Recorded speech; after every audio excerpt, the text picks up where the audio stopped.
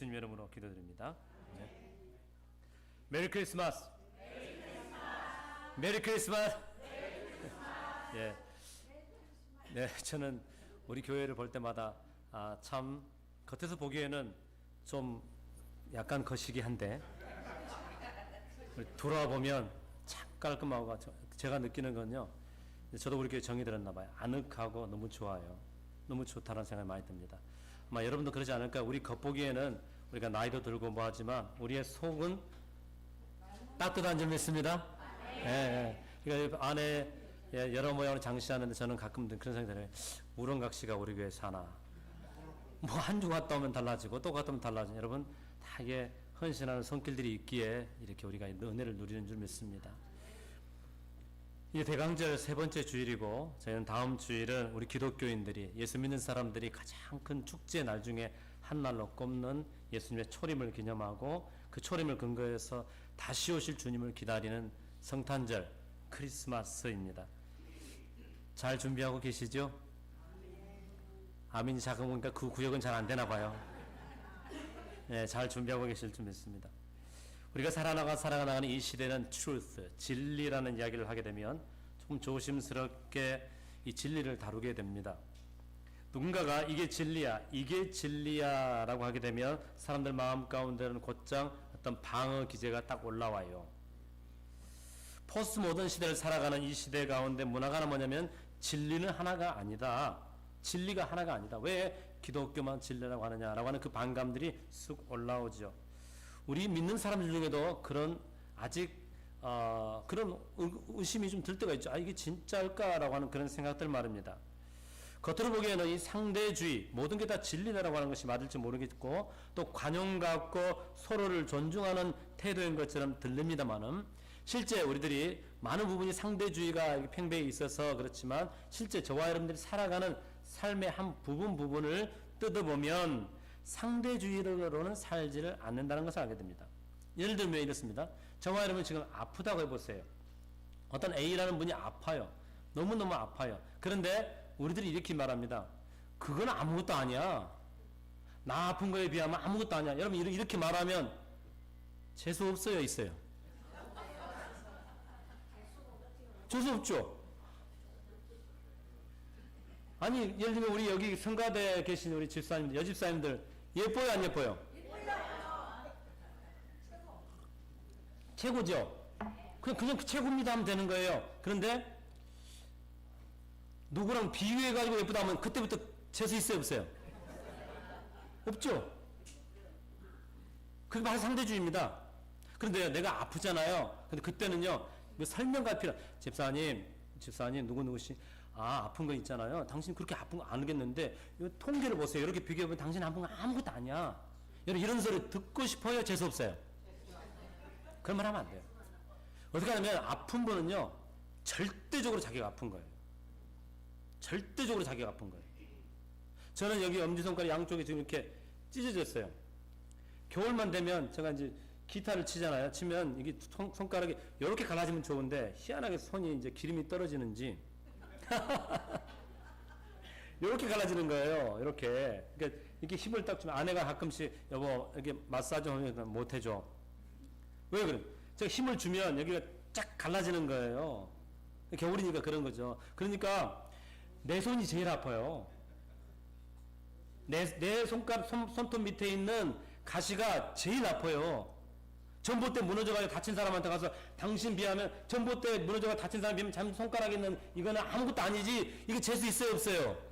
재수 없어요. 그 상대주의가 아니야. 실제 살아가는 거는 상대주의로 안 사는 거예요. 내가 절대적으로 살아가는 거예요. 내 고통이 내가 제일 힘든 거예요. 그게 절대적인 거죠. 그러니까 실제로는 이성적으로는 이게 균형이 있는 것처럼 보이지만 우리의 고통의 자리에서는 그처럼 잔인하게 들리는 소리가 없지요. 왜냐하면 제가 말씀드린 것처럼 그 사람 입장에서는 그 사람의 고통이 절대적으로 다가오기 때문에 그렇습니다.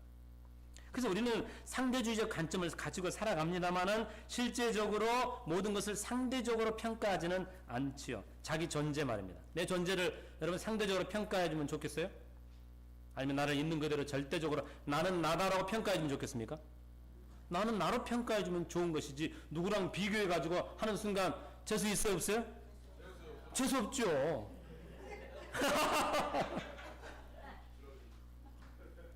오늘 전집선 집에 가시니까 감당하시겠습니까? 그러니까 자기 존재를 그냥 그대로 받아들이는 거예요. 당신이 여러분 보세요. 옆집하고 비교해보니까 당신이 최고고 뒷집하고 비교하니까 당신이 좀 떨어지네. 이런 식으로 하면 돼요 안 돼요? 안 돼. 그러니까 인간은 절대적으로 살아야 되지. 절대적 평가를 받아야 행복한 것이지 상대적으로 사는 것은 안 좋아요. 그러니까 자신의 고통, 자신의 존재, 자신의 존엄은 절대적으로 다루어지기를 바라는 것이에요. 그 다음에 진리는 말입니다. 진리는 어떻습니까 여러분? 진리를 상대주의로 이렇게 모든 것이 진리라고 하는 사람들 앞에서 죽음 앞에 딱 섰을 때 그는 과연 무엇을 붙들고 그의 영혼 가운데 평안을 누릴 수 있을까요? 여러분 수학적 2더하기라고 하는 이런 사실도 뭐 진리라는 표현은 그렇지만 그저 수학적 진리, 진실이죠. 여러분 이게 저와 여러분의 인생을 바꿉니까 여러분? 저와 여러분이 고통 가운데 있을 때 과학적 진실, 중력의 법칙이 있잖아요. 위에 던지면 떨어진다고 한 중력의 법칙, 지구가 돌아간다고 하는 자전 법칙, 전기장의 법칙, 이런 법칙들이 있는데 그 법칙이 저와 여러분이 고통 가운데 있을 때, 인생에 문제가 있을 때 그 법칙을 붙들면 저와 여러분의 인생이 해결이 됩니까 여러분?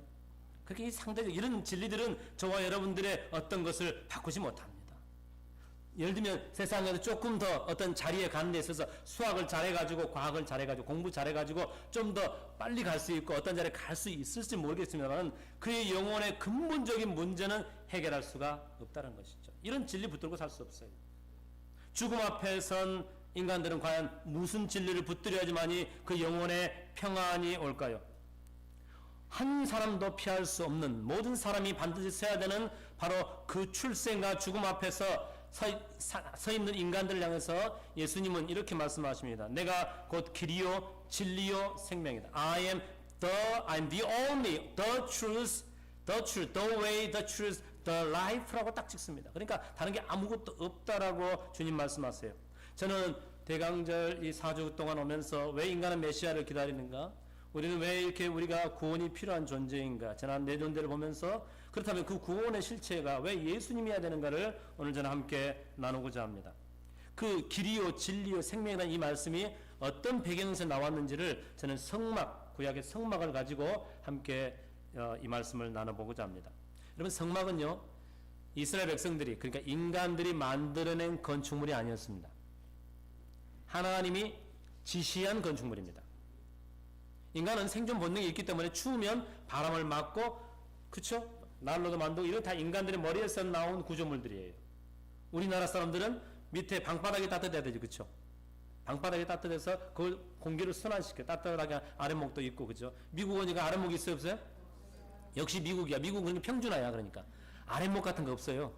그죠? 히트나 공기 딱 돌리니까 뭐 그런 거예요. 그러니까 다 거기에 맞게 어떤 인간들이 만드는 시스템들이에요. 그런데 성막은 독특하게 하나님이 구조를 정해줬다는 거예요.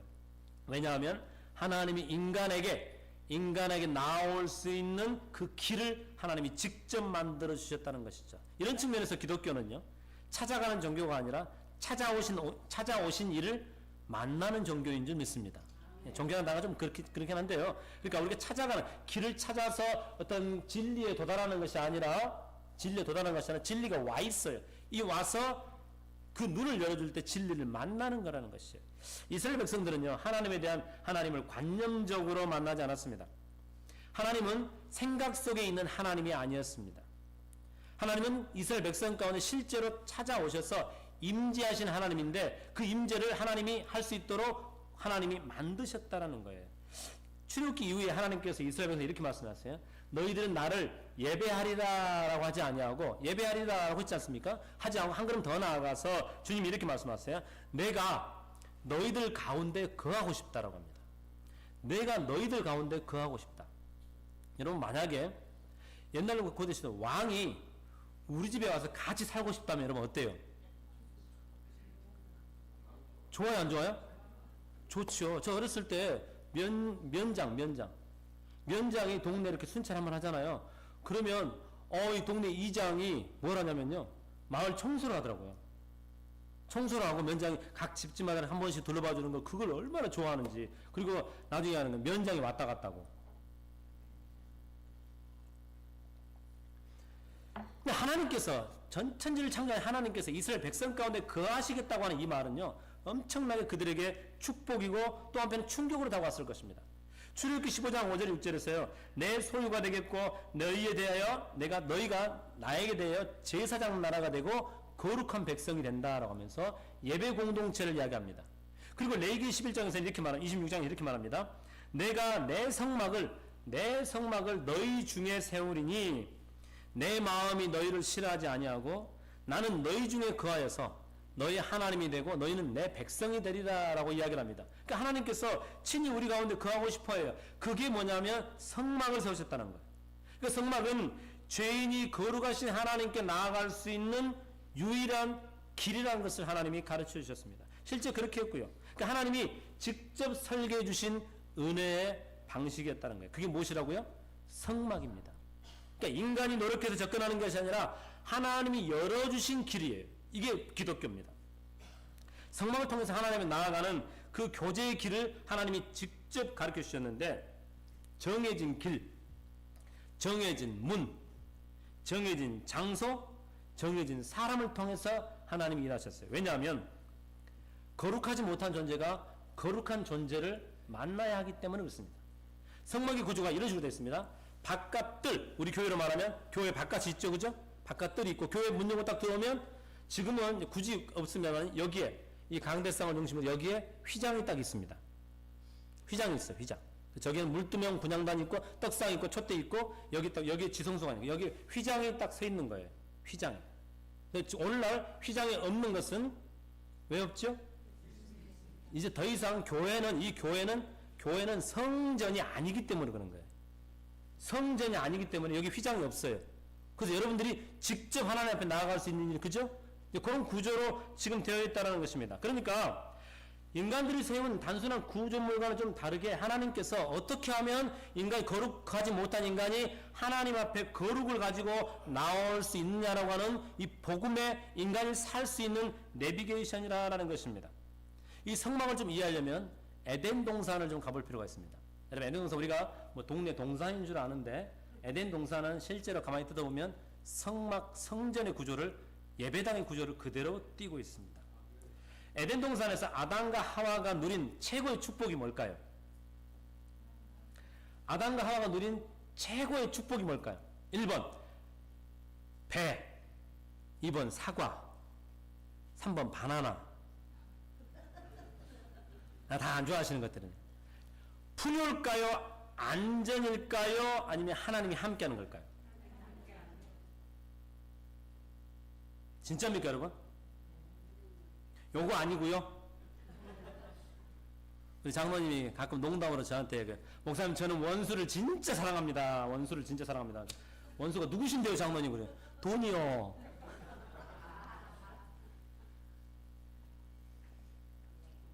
우리 한의 원장도 오셔 그랬잖아요. 모든 인간의 스트레스를 해결하는 방법, 한 방에 해결할 수 있는 게 뭐다? 강의 잘 들으셨네. 여러분, 예수 하는데 실제로는 인간에게 있어서 가장 큰 축복은 하나님과 교제라고 말은 하는데 안전과 풍요의 포커스가 될 때가 있더라 이것이죠. 그런데 에덴 동산은 아담과 하와가 누리는 가장 큰 축복은 뭐였냐면 풍요도 안정도 아니고 하나님이 거하시는 거였어요. 하나님이 함께하는 거였습니다. 여러분, 이게 인간에게 진짜 복이거든요. 그럼 풍요와 안정은 우리를 제한적인 인간을 이터널 라이프로 이끌지 못합니다. 많이 먹으면 죽습니다. 여러분, 사과가 많다고 저와 여러분의 안전을 지켜줍니까? 못 지켜줍니다. 집에 돈이 많이 쌓여있다고 자동차 운전하고 가는데 안전을 지켜줍니까? 아닙니다, 여러분. 아니에요. 그러니까 창세기 2장 8절에서 하나님께서 에덴 동산에 거하셨다라고 하는 이게 인간에게, 아담과 하와에게 가장 큰 축복이었고, 당시에는 하나님과 인간 사이에는 어떤 장벽도 없었어요. 숨지 않아도 됐어요. 안 숨어도 됐어요. 피하지 않아도 됐어요. 중재자도 필요 없어요. 옷도 안 입어도 됐어요. 여러분, 옷 안 입는 게 얼마나 편한지 몰라요, 여러분. 그래 안 그래요? 이상한 상상하지 마시고 옷 안 입는 게 얼마나 편. 여러분, 교회 올 때 옷 신경 써요, 안 써요? 이게 타락 이후의 문제예요, 이게. 어디 갈 때 옷 좀 잘 입어야 되거든요. 안 그렇게 입고 가자면 뭐 어떻게 해요? 거시기하가 보거든요. 그러니까 옷이 타락 이후에 옷이 나를 규정하는 어떤 것으로 돼버린 거예요. 그 옷 입는 게 이게 힘든 거예요. 그때는 옷 안 입어도 됐었어요. 모든 게 좋았어요. 그런데 불순종으로 말미암아 죄가 들어오면서 가장 먼저 깨진 게 물질과의 관계도 아니었어요. 돈과의 관계도 아니었어요. 가장 중요한 축복인 하나님과의 관계가 딱 박살나 버렸다는 거예요. 그러니까 풍요가 깨지기 시작해요. 그러니까 안전이 깨지기 시작해요. 이게 중요한 영적 인간이 살아가는 믿음의 원리입니다. 여러분, 그래서 하나님께서는요, 반대로 저와 여러분에게 찾아오실 때 가장 먼저 회복시키는 게 저와 여러분을 풍요도 아니요, 안전도 아니요, 좋은 옷을 입혀주는 것도 아니요, 먼저 하나님과의 관계를 회복시켜주는 줄 믿습니다. 왜냐하면 그게 진짜 복이기 때문에 그렇습니다. 근데 이 타락으로 말미암아 인간들이 쫓겨났어요. 자연스럽게 누리던 풍요도 그날로 끝나버렸습니다. 모든 게 부부관계도 어때요? 하나님과의 관계가 깨지니까요. 부부관계도 어떻게 돼요? 깨져요. 하나님 말씀이 아무것도 아닌 것 같은데 그 말씀에 불순종 한번 했는데요. 부부관계가 이미 깨져 있었어요. 그러니까 하나님은 질문만 던진 거예요. 그냥. 그렇죠? 질문만 던진 거예요. 왜 했느냐라고 하니까 바로 나가잖아요. 그러니까 이미 깨져 있는 거예요. 여러분, 하나님 말씀이 예수 믿는 게 아무것도 아닌 것 같은데 이 관계가 저와 여러분의 있는 모든 주변을 살리는 줄 믿습니다. 이 관계가 깨져 있었어요. 그래서 추방당하고 캐룹. 여러분 성경에는 그룹이라고 돼요. 캐룹 천사들. 날개, 천사 날개한 이렇게 있죠? 그게 딱 막습니다. 화염검으로 막습니다. 더 이상 생명나무를 먹지 못하게 하나님이 차단시킵니다. 이것은 이제 인간의 노력으로 하나님의 영원한 생명 가운데는 들어갈 수 없다. 하나님의 영원한 생명 가운데 인간은 스스로 갈 수가 없다. 아무리 산의 진미 불로초를 찾아도 인간은 죽음 앞에서 끝나게 된다라는 것이에요. 그런데 출애굽 이후에 하나님께서 이스라엘 백성들에게 찾아오셔서 내가 그들 가운데 거하겠다라고 하니까 마치 우리 다시 연결이 된다는 그 일인 것이에요. 그들 중에 성소를 만들어낸다. 그러니까 쫓겨났던 인간과 하나님이 다시 회복된다라고 하는 하나님의 의지가 성막이에요. 하나님의 의지가 성막이에요. 그게 단순한 예배의 장소가 아니라 그 에덴의 회복을 통해서 하나님께서 인간에게 찾아오시는 하나님의 사랑과 하나님의 은혜요, 하나님의 진리인 줄 믿습니다. 그러니까 성막의 구조를 가만히 뜯어서 들어가 보면 하나님의 은혜, 단기적으로 뭘 경험해야 되냐면 살 길을 경험하게 됩니다. 여러분, 하나님과 만나는 길은 맨 처음에 딱 들어오게 되면 만나는 게 뭐냐면 번제단을 만나게 됩니다. 그러니까 하나님과의 관계는 이 십자가에서 죽으신 예수 그리스도를 말미암으신 그 죄의 문제가 해결되지 않고서는 하나님 편에 못 간다는 거예요. 죄의 문제가 해결되지 않고는 하나님 못 가. 그러니까 우리가 해결 못하니까 누가 그걸 대신 해결했어요? 예수님이 해결하셨다는 것입니다. 그러니까 성막은 장차 오실 예수님을 보여주신 것이라는 거예요. 그리고 그 번제단 지나면 뭐가 나오냐면 물두멍이 나옵니다. 물두멍. 저와 여러분들 세례 다 받으셨죠?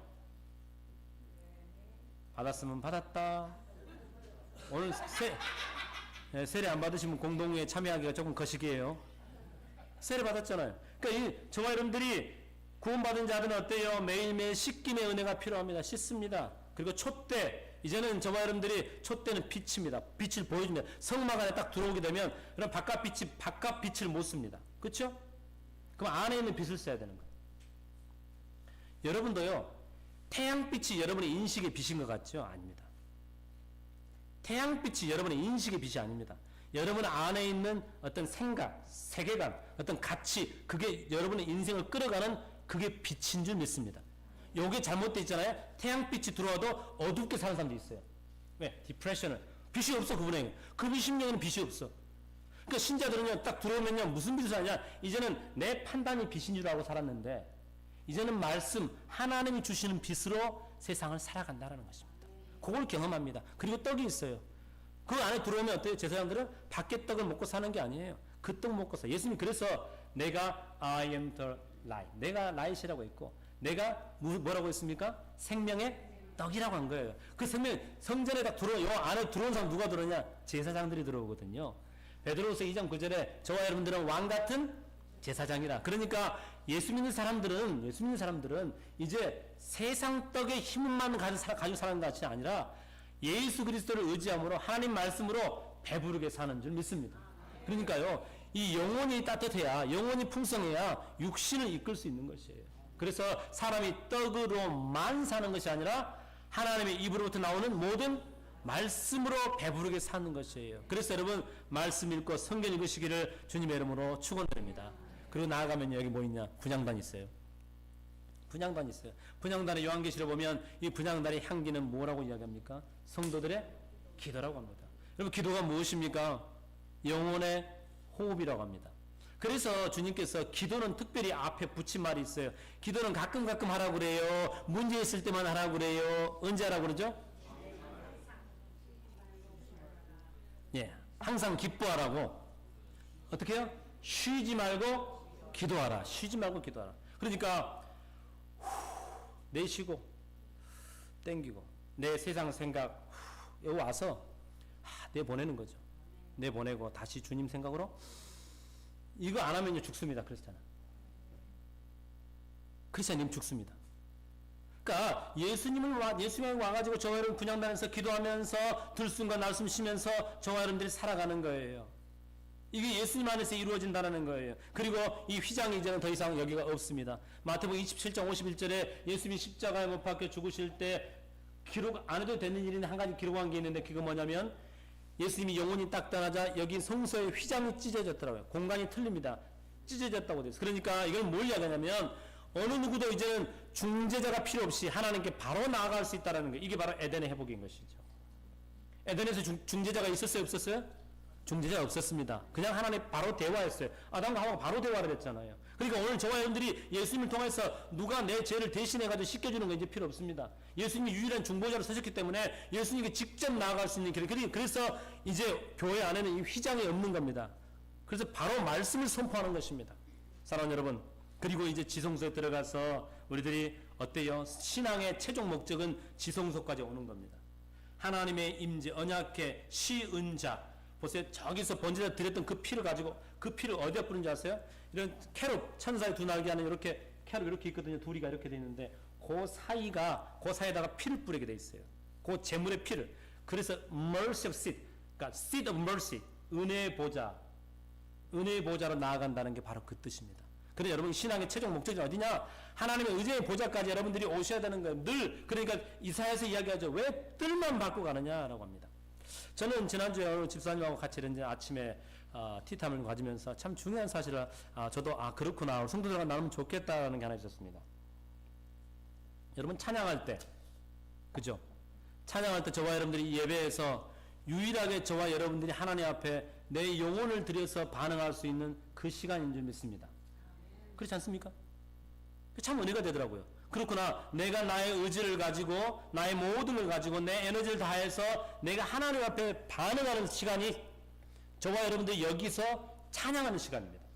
그리고 저도 말씀을 선포하지만 이 시간은 저도 말씀을 선포하면서 듣는 시간이고 그렇죠? 우리 모두가 듣고 있죠. 하나님 말씀을 듣고 있지만 또 거기에 대한 반응으로 찬양과 헌신을 하는데 그게 내 온 영혼을 다해서 하나님 앞에 따지고 보면 하나님이 계시다고 보면 잘 보일 수 있는 기회예요.